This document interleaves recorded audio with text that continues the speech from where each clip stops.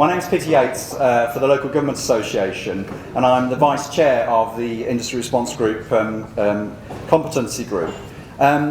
Reflecting on a colleague from the social housing sector's points earlier, what's unique, if you like, to our role here is we are not industry. In fact, we've been the flea in the ear of our MHCLG colleagues and industry colleagues all the way through. And the challenge, I think the words, the building industry seeming like it's the Wild West, that's been our challenge from the outset. One of the reasons we were kicked forward, if you like, on the principles of competence documentation was that we challenged when so many professional chartered bodies were coming together looking to upskill, ostensibly the good getting better. What was happening to the skills and trades-based individuals, which form that greater part of the pyramid, the people actually doing the work on the majority of our buildings in local government. Also from a perspective of the technical backgrounds that in particular our local government colleagues and our public sector colleagues come from over the years. In fact, I was just having a conversation with my colleague from CIOB. Over the years, there's been a kind of watering down of those technical skills. I think I was the last in a generation to know the city architect at Birmingham City Council, where I hail from, and we've gone to much more generic roles, particularly in procurement, in our teams of commissioning and managing. And as part of the work we've been doing in response to Dame Judith Hackett's work, is to push forward that desire, that need to have technical competence at all levels. And for that very reason, and if you like, as an opener to my colleague Mike, we pushed off the back of Dame Judith's work to introduce an additional category, an additional work group, which was Working Group B11, specifically looking at procurement to make sure that had a relevance in what we were trying to look at here. And so without further ado, I will introduce my colleague Mike. Thank you. Yeah, I'm Mike Foy, Chartered Institute of Building. Duncan Brock was here last time. Duncan chaired the procurement group. Duncan is a director with the Chartered Institute of Procurement and Supply, but he couldn't be here today, so I said I would stand in for him. I wondered what I'd done when I got here, actually. I am using his slides, so if there are any omissions on that, blame Peter, not me. The terms of reference were very clear. We had to agree competence levels and measures of competence for people involved in all aspects of sourcing, tendering, contracting, and contract management of suppliers, and resources involved in the construction of new HRRBs. In addition, we looked at the ongoing services, refurbishment, retrofit, maintenance and repairs, etc. But if we move on to the first slide, which deals with procurement issues that we think need addressing, we heard numerous examples of procurement activities being carried out by individuals who simply don't possess the appropriate competencies to do the procurement of works relating to HRRBs. It's fair to say that there will be exceptions to that, and I'll be emphasising that all the way through because it's so easy to stand here and paint a very, very bleak picture of the industry. And it is pretty bleak, but there are some exceptions. Cutting corners and in turn cutting costs and quality is a regrettable feature of the industry in some parts. I think reducing costs could be applauded if they were based on pure efficiency gains, but when it's being done at the expense of safety, it just isn't acceptable, and no one in this room would accept that. What also bugs me is when people cut costs in the guise of value engineering. Others in the room may have experienced cutting costs, and really that's all you're doing. You're not actually value engineering, and that's damaging to our professional, ethical and moral standards that we should all be aspiring to achieve, I believe. There are many examples of safety being compromised for commercial gain. Low margins with high levels of competition creates an environment which could perpetuate poor practices. I mean, that's about the structure of the industry, the business model within the industry. We're not here to discuss that today, but there are links to that. Clients have a major responsibility to ensure that we procure works in a way that enables them to have real influence and control to drive the necessary change. Clients are key to this, I believe, as well as principal contractors and others. The final bullet point refers to a balanced approach to decision making being needed at every stage of procurement. The danger that we all understand is that Sound principles can be set in place at the start of a project, but they tend to get watered down so often throughout the course of the project. And unless we've got the right culture, we'll hear culture mentioned a lot, ethical standards and moral values within the organisation, there is a danger that decision making will not be balanced. If we move on to slide 2, just look briefly at our recommendations. It does talk about the need for a procurement lead with a comprehensive HRRB procurement competence level at every stage of the RIBA plan of work. Using the 8-stage plan and the CDM Regs 2015 as a structure, the group developed a competence matrix against the 4 levels of competence, that's awareness, appreciation, understanding and comprehensive, for all the key roles that exist. I was keen to ensure we're working with SIPs. SIPs is a procurement organisation. I was keen to ensure that as far as possible, anything we came up with would be readily recognisable to the industry, understood by all involved and presented in a manner which achieved voluntary buy-in ahead of any compulsion that may ultimately be necessary. I've only got 1 minute left. I found that incredible to believe.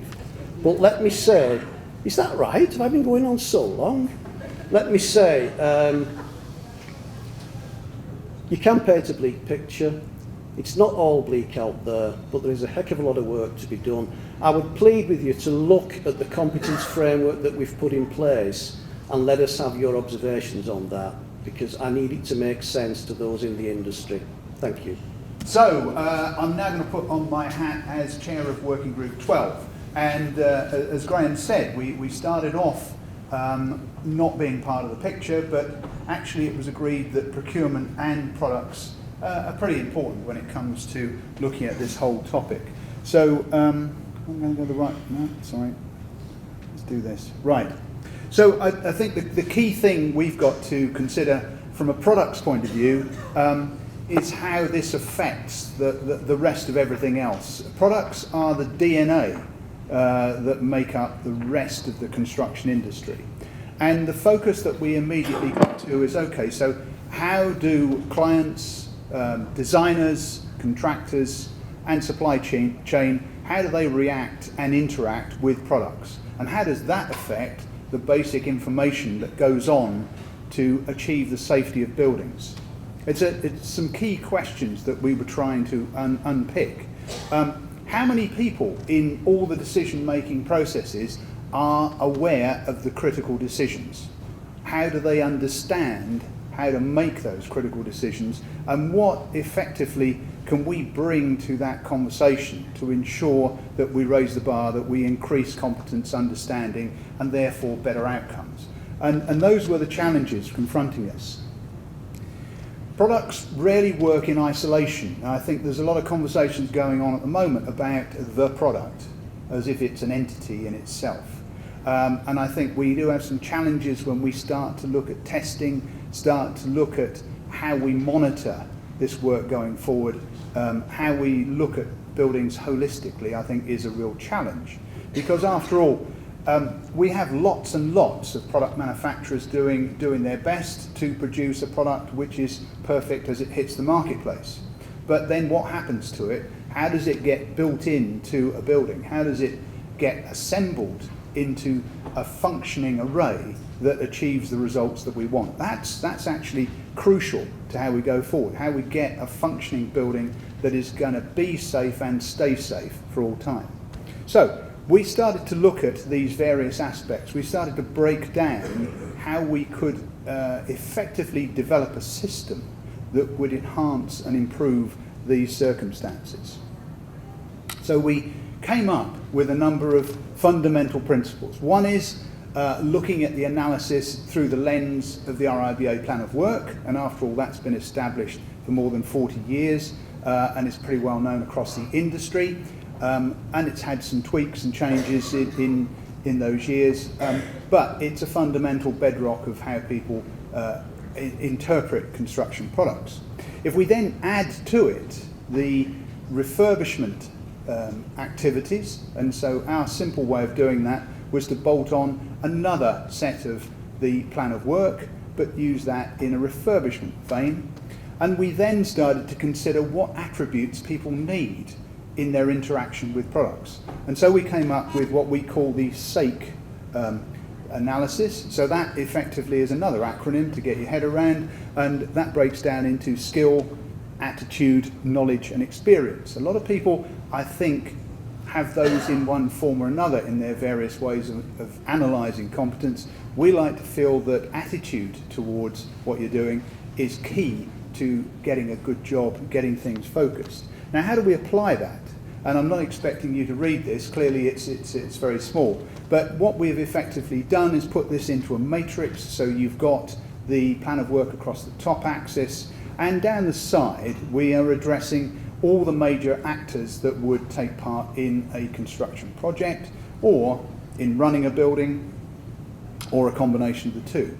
And what we are trying to do as we develop the system is to apply the SAKE attributes into that matrix, so we can then come up with an answer to the question, okay, so how competent do you need to be at each stage? Clearly, a client would only need a certain amount of skill because they've got a team normally that is going to take things forward. But others who are involved in detailed analysis, designers and specifiers, need to have much higher levels of understanding.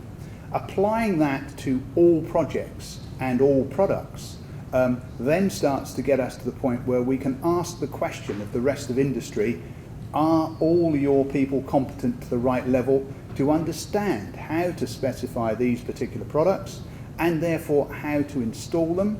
And then to the construction team, are you installing correctly? Does your workforce have the correct understanding, the correct competencies?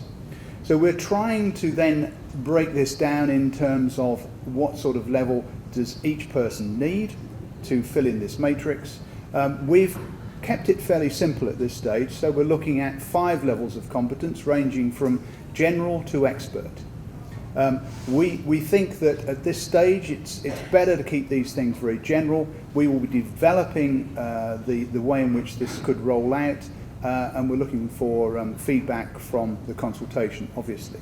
But the important thing for us is to have this framework so that we can start to identify what sort of competencies are actually needed right across the whole industry in relation to products. We want to take account, as I said, of any comments coming back. We will be then therefore developing this further, and I'd like to think we're going to end up with some sort of code of practice. It will take a bit of time, clearly, as others have said, to both develop that and then to get it rolled out in industry. We see this very much as from this point as a multi-phased operation. First of all, we've got to take these ideas and develop them into a practical rollout, and then we've got to start spreading that out across the industry. As many have said this morning, this is a seminal moment for the construction industry, but it's also a challenge, but it's a challenge worth taking on.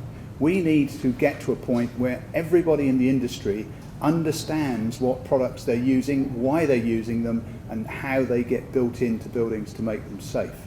The clear thing that's come across to us many times is that we end up with products either being substituted out or not being used in the right way, and that's clearly unacceptable. And just quickly, before I finish, I wanted to mention the fact that one of the challenges in Judith Hackett's report was about product information. So the CPA formed the Marketing Integrity Group some 9 months ago. We're about to release a report, and so we have developed some proposals for the future of product information, and we tested this with the marketplace some time ago. We're about to produce this report which gives responses from around 550 organisations across the industry as to what they think currently about product information, its clarity, its robustness, its accuracy. We intend also, in parallel to the competence work, to develop a scheme which we hope again will be taken up by everybody across the industry, so that product information can be relied upon. Test information is clear and robust, and that then supports the other work that's going on. So that's been a very quick whistle-stop tour. I'm going to finish before I'm pushed off the stage, so thank you very much for now. Hi, I'm Bob Bantock, the Fire Specialist for the National Trust. A couple of questions, if I may. The focus this morning was on high-rise residential buildings.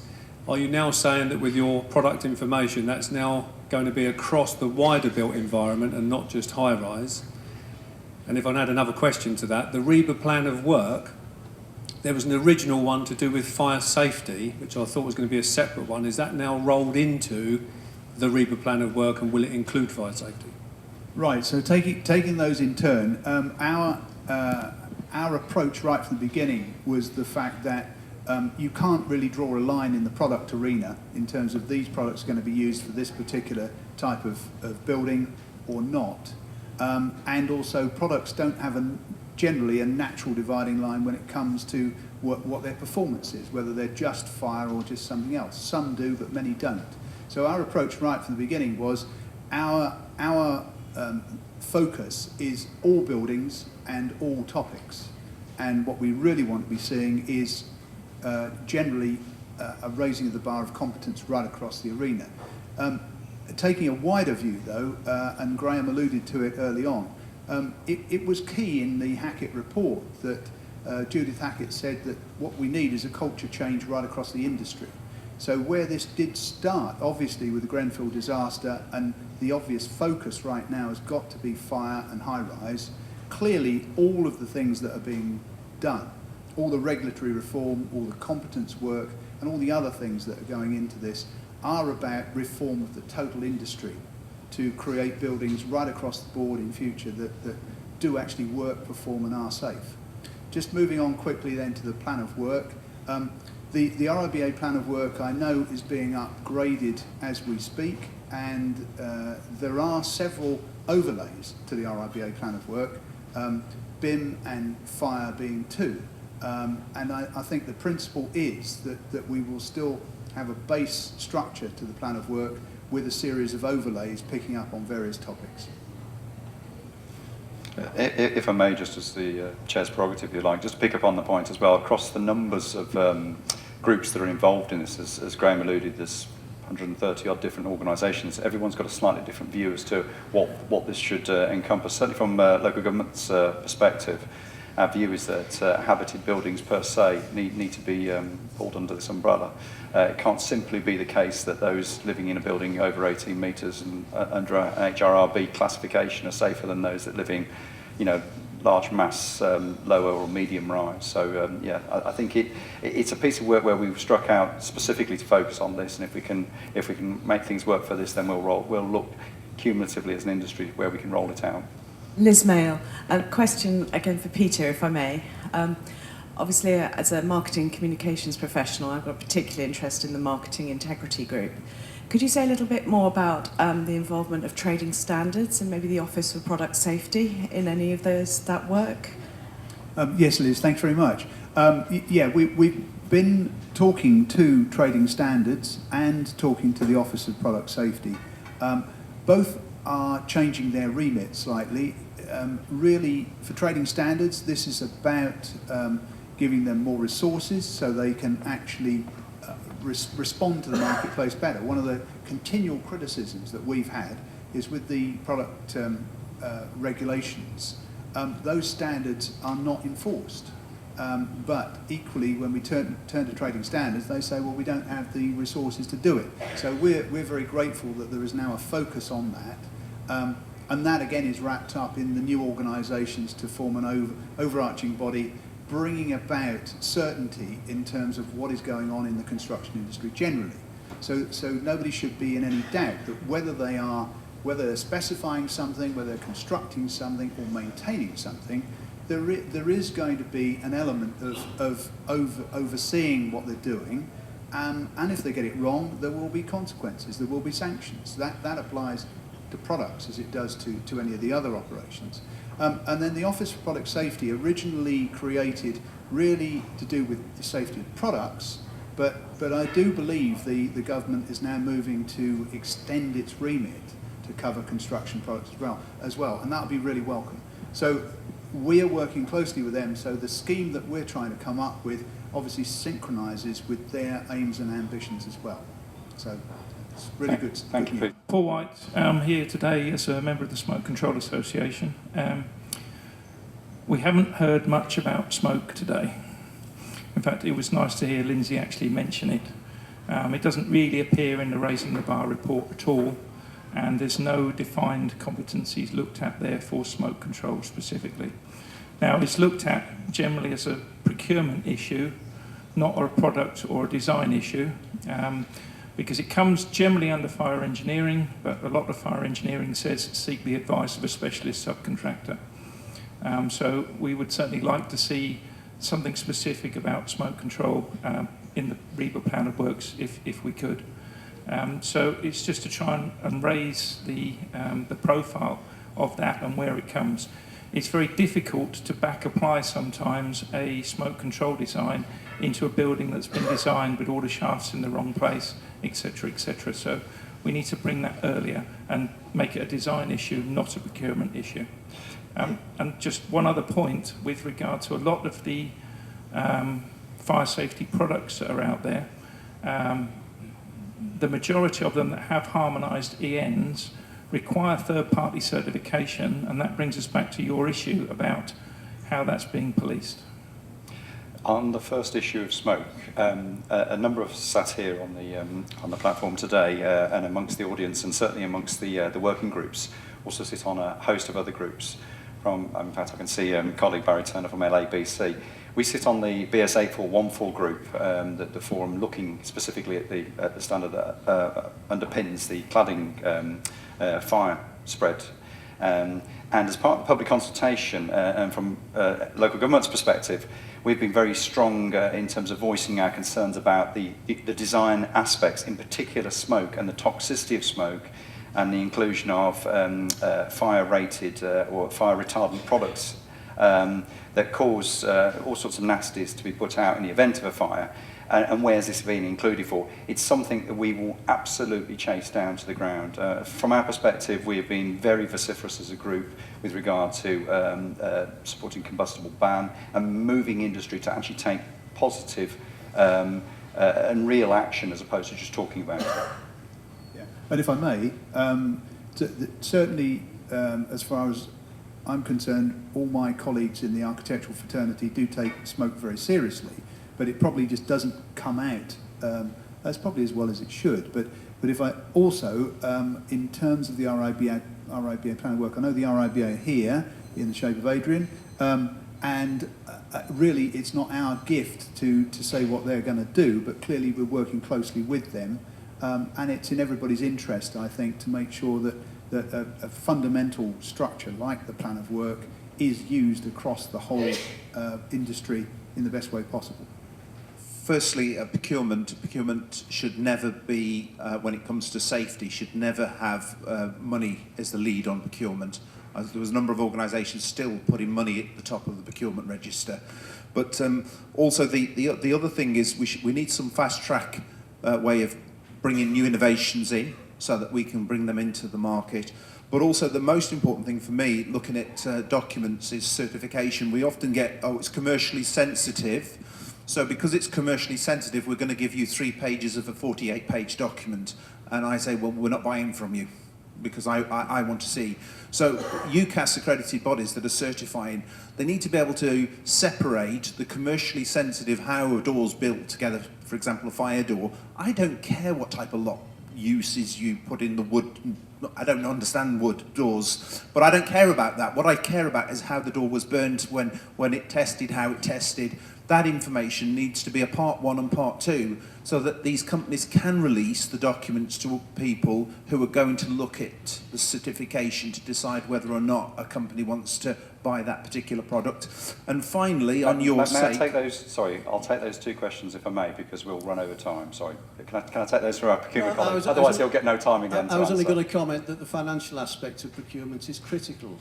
And also, when a contract is let, that is critical. And it really bugs me that people drive costs down without considering all the implications that follow from that. But your comment about procurement is up front, isn't it? Do not put a cost on something which is required to provide a safe environment. No, the other point was I was going to say, take it from sake to saked and put D, demonstrate that what you're using can be used in the methodology that you're intending to use it, because oftentimes people will give me a certified product and say da-da-da, and I say, well, no, but it can't be used in this forum. So it's a lack of understanding how. Pink foam is a great one, isn't it? People want to come in and stick pink foam everywhere. Don't use it at all. We've got to finish right now to keep on programme, but my final comment on that is we haven't yet this morning mentioned the impact of digital. And obviously the essence of the golden thread that Judith mentioned is about the whole industry being digitalised, and we'll come back to that because that's how you get the right information to the right people and check it out efficiently. And we've got to stop there, and before I become the chair, I'll hand back. Thank you very much, Peter and Mike.